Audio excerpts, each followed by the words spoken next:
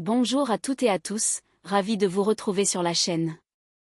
Aujourd'hui, on se retrouve pour un épisode particulièrement dense et chargé en émotions de Plus belle la vie, encore plus belle, avec le résumé détaillé en avance de l'épisode 492. Un épisode charnière, où les certitudes volent en éclats, où la vérité semble se dérober, et où chaque personnage se retrouve confronté à des choix lourds de conséquences. Dans cet épisode, la situation d'Idriss devient plus que jamais explosive.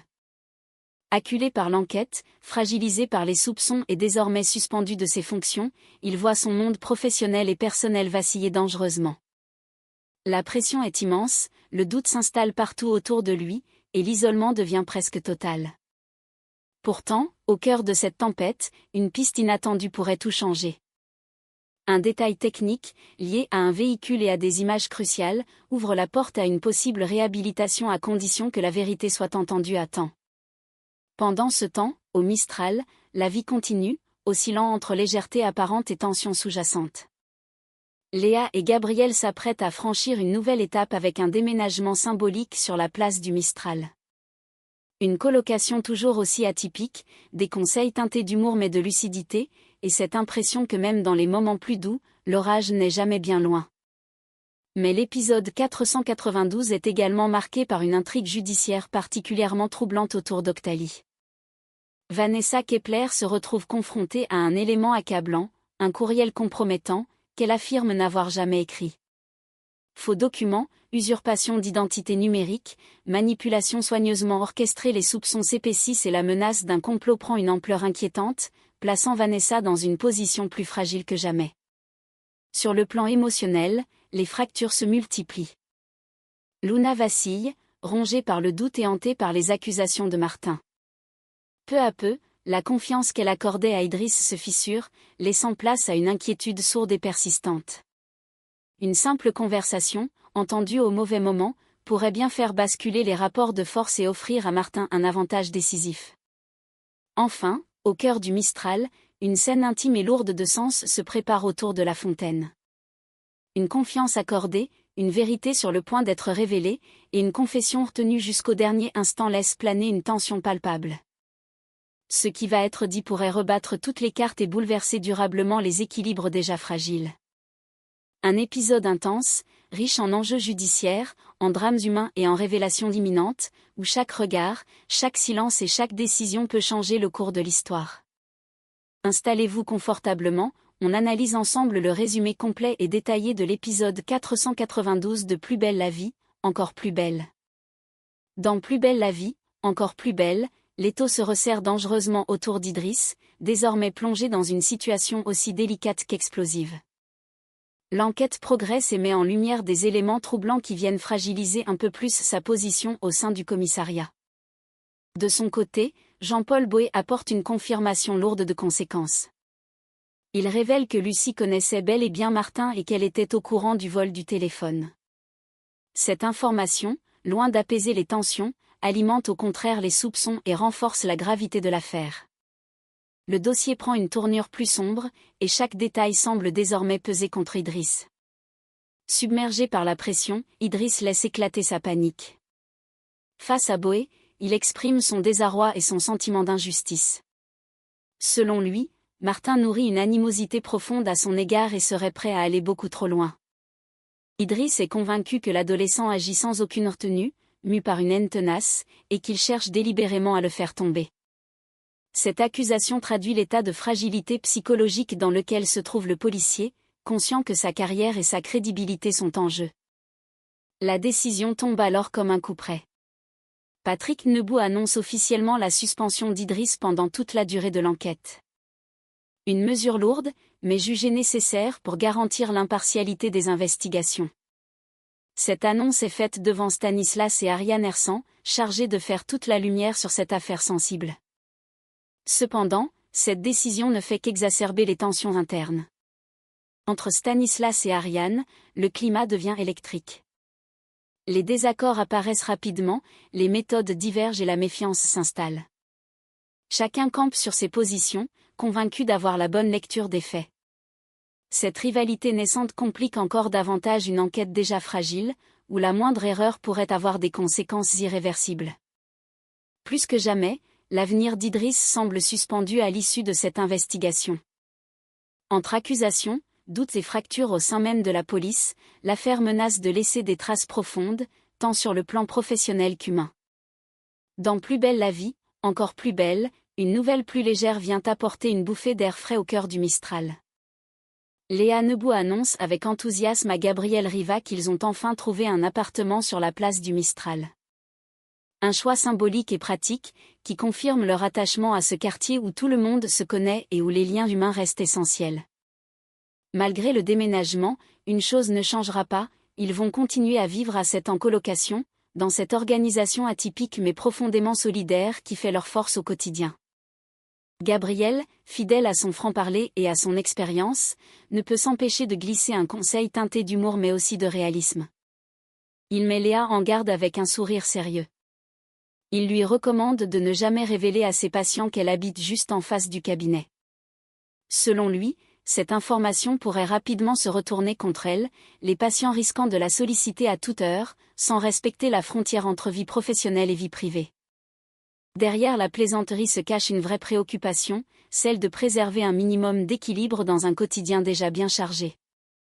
Pendant ce temps, l'organisation s'installe naturellement.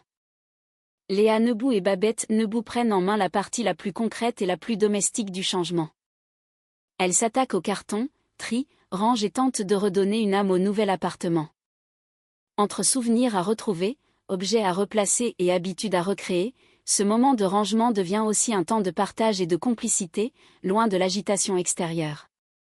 De leur côté, Jean-Paul Boé et Patrick Nebou sont retenus par leurs obligations professionnelles au commissariat. Le travail les accapare, les dossiers s'enchaînent, et la routine policière reprend ses droits. Chacun est à son poste, fidèle à son rôle, pendant que la vie personnelle s'organise en parallèle. Cette alternance entre scènes de vie quotidienne et responsabilités professionnelles illustre parfaitement l'esprit du Mistral. Entre colocations animées, conseils pleins de bon sens et engagement au commissariat, les personnages continuent d'avancer ensemble, liés par une solidarité discrète mais indéfectible, prête à résister aux tempêtes à venir.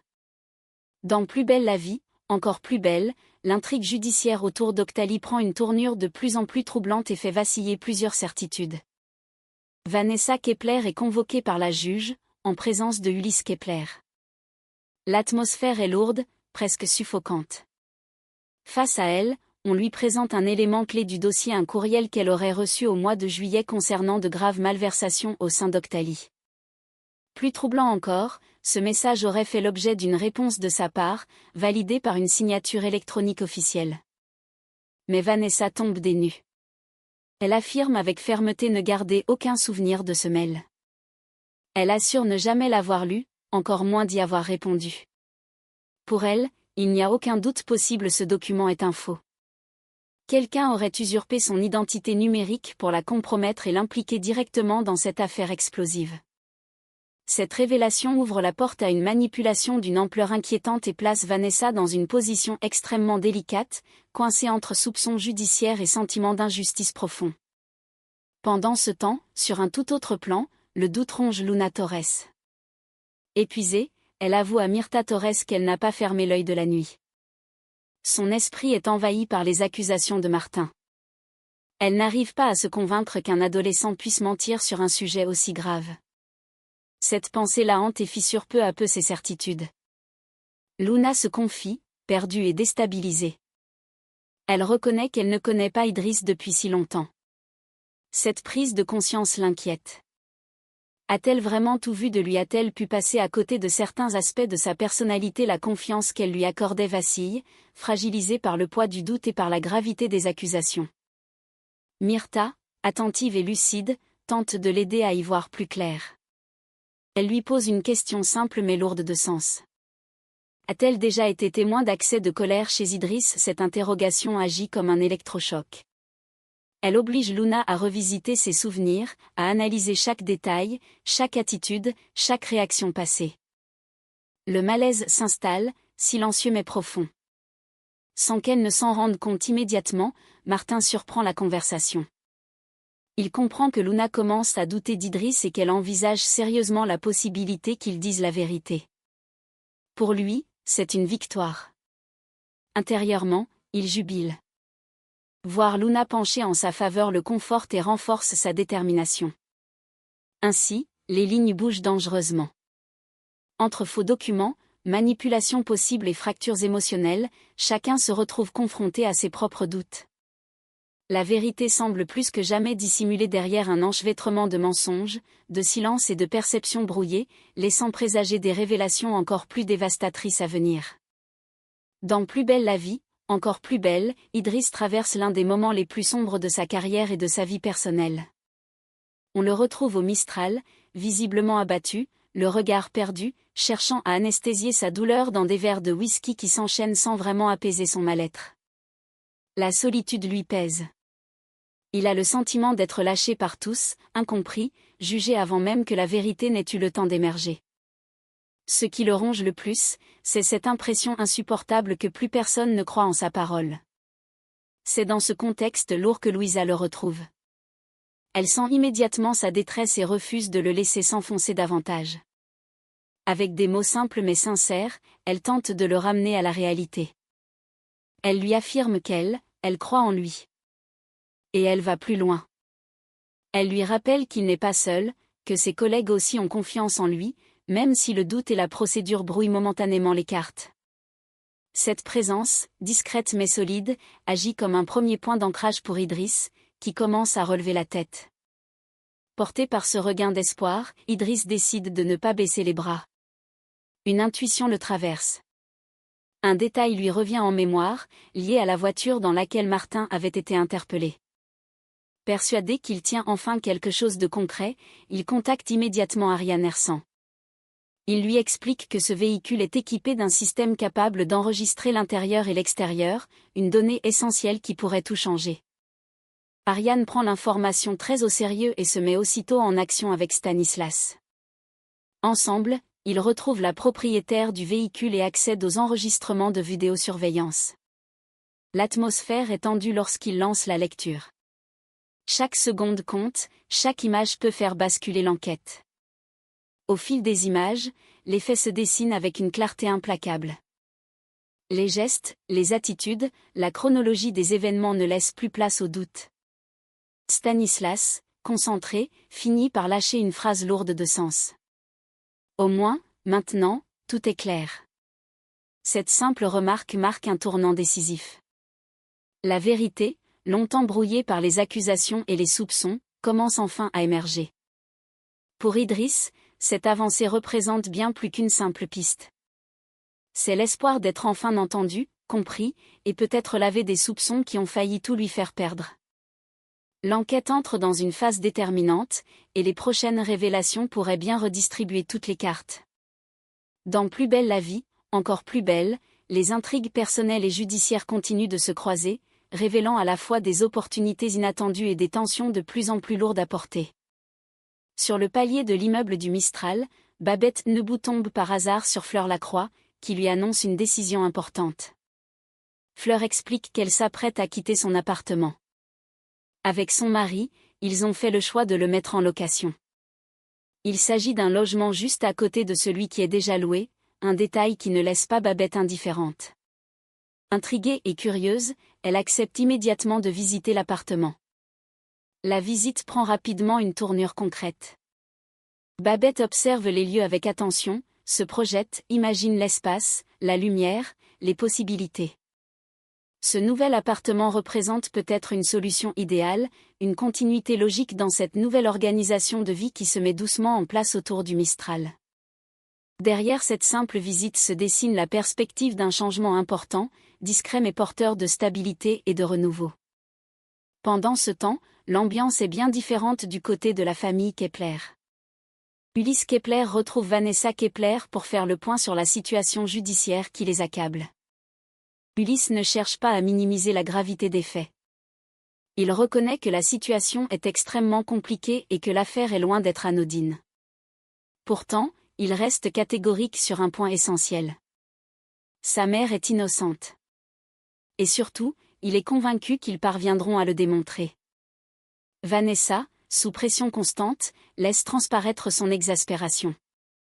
Ce qui la rend folle, ce n'est pas seulement l'enquête ou les soupçons, mais l'ignorance. Elle ne supporte plus de ne pas savoir qui se cache derrière cette machination, qui a pu orchestrer une manipulation aussi précise et destructrice. Cette absence de réponse la ronge, la prive de tout contrôle, elle qui a toujours maîtrisé chaque aspect de sa vie et de ses affaires. Ulysse, lucide et profondément attaché à sa mère, tente de lui redonner de la force.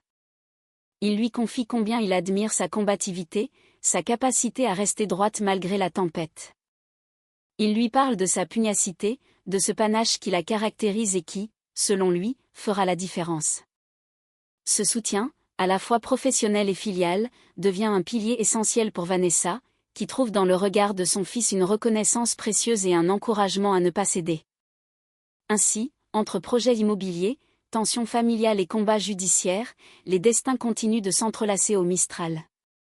Chaque scène, qu'elle soit intime ou stratégique, prépare le terrain de bouleversements à venir, où les vérités finiront par éclater et où les choix d'aujourd'hui pèseront lourdement sur demain. Dans Plus belle la vie, encore plus belle, une scène à la fois intime et lourde de conséquences se déroule au cœur du Mistral, autour de la fontaine, lieu emblématique où tant de vérités ont déjà éclaté. Lucie retrouve Martin dans une atmosphère chargée d'émotions. Loin du tumulte du commissariat et des regards accusateurs, Lucie prend enfin le temps de lui parler à cœur ouvert. Avec une sincérité désarmante, elle lui affirme qu'elle lui fait confiance. Elle n'hésite pas une seconde à lui dire qu'elle est convaincue qu'il dit la vérité, notamment sur ce qu'il affirme à propos d'Idriss. Pour elle, Martin n'aurait aucune raison d'inventer une accusation aussi grave. Son regard, son attitude, sa détresse parlent d'eux-mêmes. Cette prise de position est lourde de sens. En choisissant de croire Martin, Lucie franchit un cap important. Elle s'éloigne du doute, des rumeurs et des versions contradictoires pour s'appuyer sur son ressenti et sur ce qu'elle perçoit chez lui. Sa confiance devient un soutien précieux pour Martin, qui se sent enfin écouté et reconnu après avoir longtemps eu l'impression de se battre seul contre tous. Touché par cette marque de confiance, Martin semble hésiter, comme s'il pesait chacun de ses mots. Le moment est grave. Il sent que Lucie mérite la vérité, toute la vérité. D'une voix plus basse, presque fébrile, il lui annonce qu'il doit lui révéler quelque chose. Quelque chose d'important, qu'il a gardé pour lui jusqu'à présent. Cette confession à venir laisse planer une tension palpable, comme si un nouveau PN de l'affaire était sur le point de se dévoiler. Autour d'eux, la fontaine continue de murmurer, indifférente aux bouleversements humains. Mais pour Lucie et Martin, cet instant marque un tournant. Une révélation s'annonce, capable de faire basculer les certitudes, de renforcer ou de briser des alliances, et peut-être de redistribuer complètement les cartes dans une affaire déjà explosive. Voilà qui conclut ce résumé complet et approfondi de l'épisode 492 de Plus belle la vie, encore plus belle. Cet épisode laisse une impression forte, presque étouffante, tant les tensions accumulées semblent prêtes à exploser. Rien n'est encore totalement résolu, mais une chose est certaine. Les équilibres ont été profondément ébranlés. L'enquête autour d'Idriss entre dans une phase décisive, où chaque preuve, chaque témoignage et chaque révélation peuvent soit le sauver, soit précipiter définitivement sa chute. La vérité paraît enfin se dessiner, mais elle reste fragile, suspendue à quelques éléments clés qui pourraient tout changer. En parallèle, les intrigues plus intimes rappellent que le Mistral n'est jamais un simple décor. Les doutes de Luna, les silences lourds de sens, les choix difficiles et les paroles retenues montrent à quel point les émotions pèsent autant que les faits. La frontière entre confiance et trahison devient de plus en plus mince, et certains personnages pourraient bien se retrouver face à des regrets irréversibles. Du côté des intrigues judiciaires et économiques, la situation autour d'Octalie continue de se complexifier. Les soupçons, les manipulations et les faux-semblants ouvrent la porte à un affrontement à venir, où la vérité devra lutter pour se faire une place au milieu des stratégies et des mensonges. Là encore, les conséquences s'annoncent lourdes, bien au-delà du cadre strict de l'enquête. Les prochains épisodes s'annoncent donc particulièrement intenses.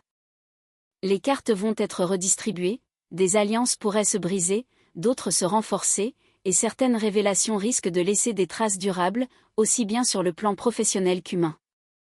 Plus que jamais, chaque détail compte. Si cette analyse vous a plu, pensez à soutenir la chaîne en laissant un like, en vous abonnant et en activant la cloche pour ne rien manquer des prochains résumés et décryptages. N'hésitez pas à partager votre avis en commentaire. Croyez-vous qu'Idriss parviendra à prouver son innocence? Qui, selon vous, se cache réellement derrière les manipulations en cours? Merci d'avoir suivi cette vidéo jusqu'au bout. On se retrouve très bientôt pour la suite de Plus belle la vie, encore plus belle, avec des épisodes qui promettent encore de nombreux rebondissements.